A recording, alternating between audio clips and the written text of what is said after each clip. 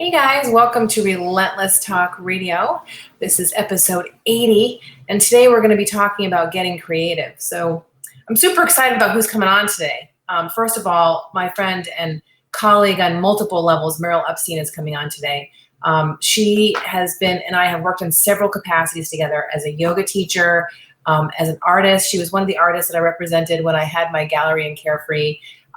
She's just an amazing human being, an amazing teacher. And I'm just super excited to have a conversation with her about this next phase of her development, where she's come on board as a Choose Healthy Change agent with my company, Choose Healthy Change. So I'm super excited about that. We're going to be talking about health and fitness and how she's getting creative, kind of like at the tail end of her working career in a way, kind of preparing for the next level. And the other person I'm really super excited about talking about today is Herman Plank. Herman and I met probably 4 years ago now, at a Phoenix Fashion Week event. I have been a big fan of Brian Hill and Phoenix Fashion Week since I moved to Arizona, and especially when I had my Edward Jones practice. I really believe that Arizona has amazing things to do as far as fashion is concerned. It's one of the reasons why art and fashion is so much a part of Relentless Talk Radio. So I'm really excited to hear what Herman has going on as far as creativity is concerned. So hang in, and we'll be talking with those guys later. So 5 ways to get more creative. I was thinking about that this week. And what I've been doing every week is I have a miracle morning with Michelle talk every Monday morning on my Micalizzi Enterprises page. So if you just Googled, search in Facebook for Miracle Mornings with Michelle, I'll put a link in there later. I think about the topics that I'm going to be covering throughout the week and really dig deep into it. So if you want to know more about this idea of being creative, you can look at the Miracle Morning episode, and you can also look at how I'm being more creative in my fitness routine personally. So that's always on my personal profile, and so I'll put the links in the comments below to those 2 discussions. So I'm kind of repurposing the 5 things that I focused on as far as my fitness is concerned, and now I'm looking at those 5 things from a business and personal perspective. So the first thing about getting creative is getting up early. I know that sounds crazy, but for people who don't like to get up early, it sounds really crazy. But with those of us who are early risers, we know that getting up early and getting some reading and meditation and some mind collecting time is really a good idea. I have been really seriously focusing on doing that over the past, I would say, 9 weeks, all of May and June, actually. I have been getting up early, and I've been meditating and reading and writing and saying affirmations. And taking that time out early in the morning to do the Miracle Morning practice has really been very, very good for me. I feel like there's pieces of me that have been kind of on hold or just on the down low. And when you dig in deep like that first thing in the morning, it wakes that part of you up. And that's where creativity lies. It lies inside of your mind when you're allowing yourself to roam free in there without any restriction. So getting up early and doing that stuff is super important for creativity. If you look at any book, like The Artist's Way is a book, it's one of my Bibles. Getting up early and really meditating and really taking a look at your own thinking. Very important. So number 1, get up early and spend some time with yourself. Have a cup of coffee. Don't rush into the day. The second thing is reading. I love that I've been doing the Miracle Mind piece, because I'll tell you, I usually read at night or I never just do one thing. If I'm sitting in front of the television, I'm reading something, or if I'm, waiting in line too long at the grocery store, I'm reading something. But taking time out in the morning and being very selective about what I'm reading is very important. One of the big things for me has been a couple, I don't know, maybe a month and a half ago, I put a post up in my personal profile, and I asked people what was the last book they couldn't put down. And the post got over 400 comments. And it just really reminded me how powerful reading is.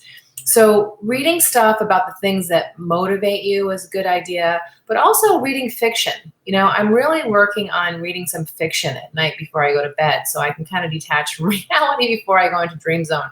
But reading something inspirational in the morning, and then reading something fictional at night has been really eye-opening for me. I haven't been doing that either. And I think that's a super important part of being creative. It frees a part of your brain up that is just so important. The third thing is to be curious, and to troll stuff. Like I said, I'm never a person that does one thing at a time. If I'm sitting in front of the television, I'm researching something. I'm never just doing one thing at one time. Being curious about what's going on in the world and what other people are doing and how other people are using their creativity. I love this show because every week I get to talk to people about what they're doing, and I'm curious about what they're doing. I'm generally curious about what people are doing with their business, with their life, with their health, their fitness, how they're dressing. Be curious about things, because when you find out things that you didn't know before, it makes you realize that anything is really possible.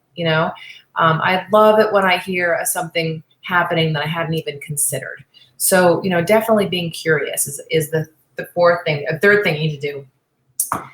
The fourth thing is to find your peeps. I've been spending a lot of time with biker women lately, and it's been really important for me as I get back on my motorcycle to be around women who ride. And I'm really blessed to live in Arizona because there's a lot of us here. I started riding in Vermont, many years ago. I've been riding since I was 18. So to be in a state where there's so many women that ride is very good for me. But, I try to be around all of the sections of where my brain works, right? I definitely spend time with artists and fashionistas, and I spend time with motorcycle people, and I spend time with business people that are leveling up, and I spend time with philanthropists of all kinds, people that are giving a lot of money and people that are giving their time. It's important for me to be around all contingents of how my mind works, because when I'm with my biker peeps who are genuine, true blue people, and I'm with my creative people that are creating amazing things, and I'm with the fashionistas that are just off the hook cool, and I'm with the business people that are movers and shakers, that are doing things, that are getting up early, that are getting stuff done, and I'm with the people that are giving back in every way.